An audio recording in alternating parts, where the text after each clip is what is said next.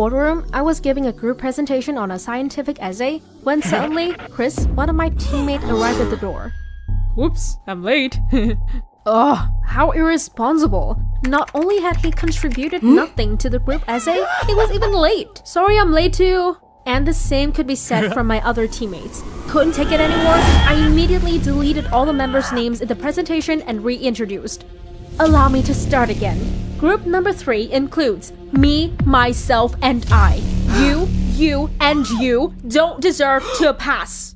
Chris and my 2 other teammates screamed angrily, but they were immediately dragged out of the room. Ha ha ha! Did it actually happen? Unfortunately, no. Hi, I'm Jolly, 17 years old. Before I tell you my story, please like and subscribe. Thank you.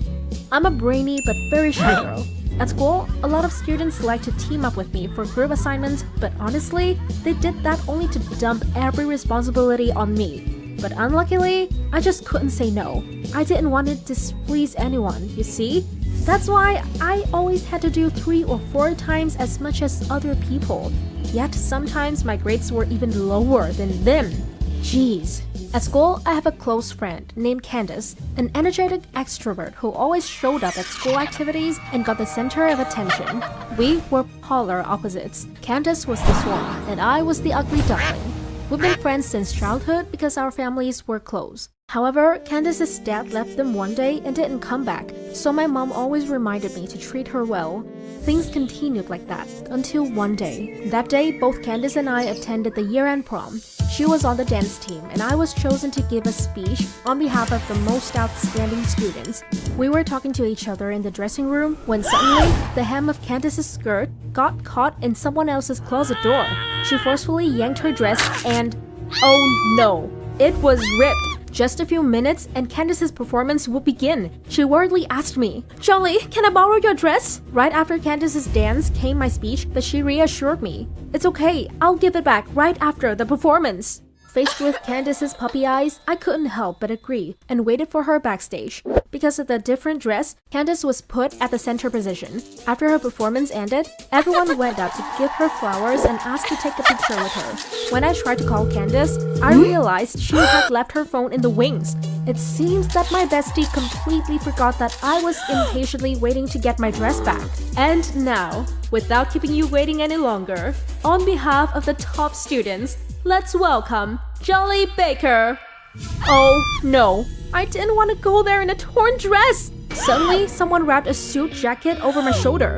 It was Valentine, the hottest guy in my school. Before I could say anything, Valentine was gone. Thanks to him, I successfully finished the speech in front of the whole school. After that, I tried to look for Valentine and saw him standing alone in the corner with a cocktail in hand. When I was about to approach him, Candace pushed me aside and quickly fell into Valentine's lap. However, the handsome boy swiftly dodged and left, causing Candace to fall straight to the ground. I rushed over to help my bestie up. Oh, Valentine is just so cool! Jolly, you gotta help me get his Twitter! But I don't know him. Candace looked at me with her pitiful puppy eyes, so once again, I couldn't refuse. The next day, when I went to look for Valentine, I caught him reading a book alone. Hi, we meet again. I came to return your jacket. Thank you so much for it. Don't mention it. By the way, your speech yesterday was cool. I heard you're very good at science. You like it too? Yeah, I'm trying to read more about it. Hopefully, I can be as good as you someday. Suddenly, a round piece of paper hit my head. Ouch! It was Candace. She was hiding behind a bookshelf and texted me. Focus on the mission. But I didn't know how to ask for his Twitter without sounding like a stalker, so I couldn't utter a word. Candace whistled to get my attention and told me to come over. Come on, get your act together! Then she gave me a cup of water, but suddenly she tripped and fell on me. My cup flew into a nearby laptop, causing it to short circuit. The owner angrily shouted, What the? You did it, Jolly! This laptop costs $2,000! $2,000? I looked to Candace for help, but she had run away. Valentine saw that and anxiously rushed towards me. Is everything okay? I was embarrassed and ran away as well. In the end, I had to use all of my scholarship money to compensate for that laptop. One day, out of nowhere, Valentine sent me a friend request on Twitter. Candace knew that, so she got his account as well, but no matter how she tried to text him, he didn't reply. Instead, he only texted me to ask about the science exercises. I realized he and I had a lot in common. I liked him, but I knew Candace did too, so other than talking about study, I didn't try anything else with him. Because of being ignored, Candace was utterly annoyed. She came to me and struck up another crazy plan to get the poor boy's attention. Since she knew Valentine often asked me about homework, Candace wanted me to ask him out to dinner, then she would show up instead of me. I really think we shouldn't fool him like that. Please, Jolly, life has always been unfair to me. Since I was a child, I didn't have a father. Only you are nice to me. Ugh, I didn't want to hurt Candace's feelings, so once again, I acted as a pushover and agreed. To make sure that Valentine couldn't pick me up, Candace borrowed my car and came to him instead. That night, I stayed at home in anxiety. I kept wondering whether they would become a pair after today or not.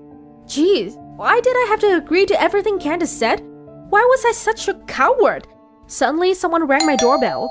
Just when I opened the door, Candace rushed in and cried, Jolly, you must help me! I caused an accident! What? It turned out that during dinner, Valentine explicitly confirmed that he liked me, and that meal would be the first and the last time he went out with Candace. It made Candace so embarrassed and angry to the point of trembling uncontrollably. On the way home, she lost control and hit a nearby tree. Where is he then? He was seriously injured and lost consciousness. I was so scared that I ran back here to find you. Unacceptable! I pushed Candace away and yelled at her. You left Valentine there alone and ran back here asking for help? You're the worst friend I've ever had! If my mom knew about this, she would be devastated. My dad is already gone. I angrily cut in. Up until now, you've always been playing the victim. I will not tolerate you anymore! At that moment, the doorbell rang and a police officer arrived at my door. Candace hastily shoved the car keys into my hand. When he came in and asked who drove the car, she quickly pointed at me. The car is hers! But isn't there blood on your body due to the accident? After the police said that and pointed at her shirt, Candace immediately ran away, but I quickly grabbed a pillow from the sofa and threw it on her head. Gotcha, sucker! The police quickly arrested Candace. As for Valentine, after 2 months, he recovered and was able to go back to school. As soon as I saw him, I hugged him tightly. This time, I won't hand you to anyone else. Then I placed a kiss on his lips.